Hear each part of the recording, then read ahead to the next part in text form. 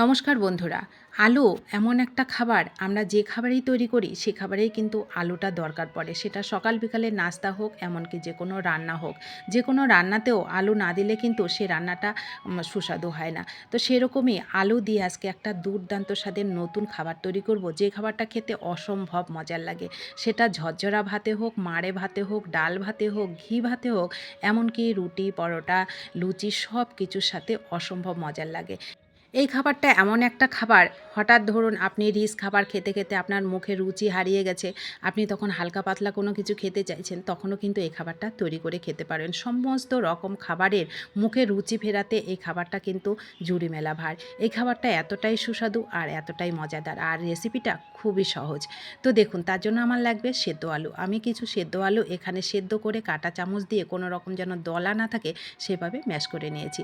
এবার এখানে দিয়ে দিলাম বেশ খানিকটা ধনেপাতা কুচি, আদা কুচি, টমেটো কুচি আর পেঁয়াজ কুচি দিলাম এখানে। আর যেমন ঝাল খাবো সেরকমই ঝালটা দিয়ে দিলাম। পরিমাণ মতো লবণ, হলুদ দিলাম, আর একটুখানি দিয়ে দিলাম জিরে, ধনে ভেজে গুঁড়ো করা ছিল সেখান থেকে হাফ চামচ মতন দিলাম। আর একটু ঝাল করার জন্য আমি একটু লঙ্কার গুঁড়ো এখানে ব্যবহার করেছি। আপনারা যেমন ঝাল খাবেন সেরকমই দিবেন, কিন্তু এই খাবারটা একটু চটপটা হলেই কিন্তু খেতে বেশ ভালো লাগে। 1 থেকে 1.5 চামচ মতন সর্ষের তেল এখানে হাতের মধ্যে নিয়ে সুন্দর করে এইবার আলুটাকে আমি সুন্দর করে মাখাবো। এই মাখাটা যত সুন্দর হবে, খাবারের স্বাদটা কিন্তু তত দুর্দান্ত স্বাদের হবে। তো দেখুন, এই কাজটা আমি কিন্তু চামচ দিয়েও করতে পারেন, আমি হাত দিয়েই করে নিয়েছি। ভালো করে এটাকে জমিয়ে মেখে নিয়েছি। এই মাখাটা আপনারা কিন্তু এভাবেও খেতে পারেন, কিন্তু এটাকে আরও সুস্বাদু করতে আমি চলে এলাম উনুনে। উনুনে একটা তাওয়া বসিয়ে এখানে তাওয়াটাকে ভালো করে গরম করে আমি এখানে 1 চামচ মতন সর্ষের তেল দিলাম। সর্ষের তেল দিয়ে এবার আলুটাকে এইভাবে দিয়ে দেবো। সমস্ত আলু ভালো করে দিয়ে দেবো, দিয়ে গ্যাসের ফ্লেমটাকে একদম মিডিয়াম টু লোতে করে রাখতে হবে, কিন্তু না হয়তো নিচের থেকে আলুটা কিন্তু পুড়ে যাবে। এইবার খুন্তি দিয়েই সুন্দর করে একটু যতটা গোল করা যায় ততটা গোল করব, আর একটু পাতলা করে দেবো এটা। পাতলা করে দিয়ে আমি 1 মিনিটের মতন একটু ঢেকে রাখবো, তাহলে যে এখানে পেঁয়াজ, টমেটো আছে সেটা একটু হালকা সেদ্ধ হয়ে যাবে।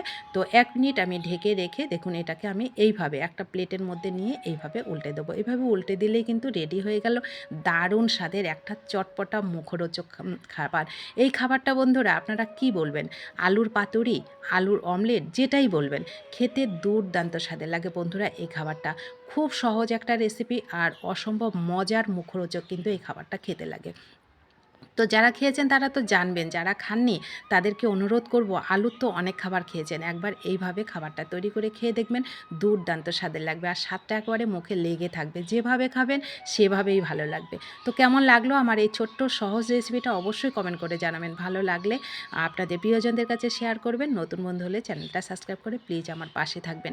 আর রেসিপিটি যদি ভালো লাগলে ভিডিওটিতে কিন্তু একটা লাইক করতে ভুলবেন না। আপনাদের একটা লাইক পরবর্তী রেসিপি তৈরি করতে অনেকটা উৎসাহিত করে। সকলে ভালো থাকবেন, সুস্থ থাকবেন, আর এই ছোট্ট সহজ রেসিপিটা অবশ্যই তৈরি করে একবার খেয়ে দেখবেন, কেমন লাগে জানাতে ভুলবেন না।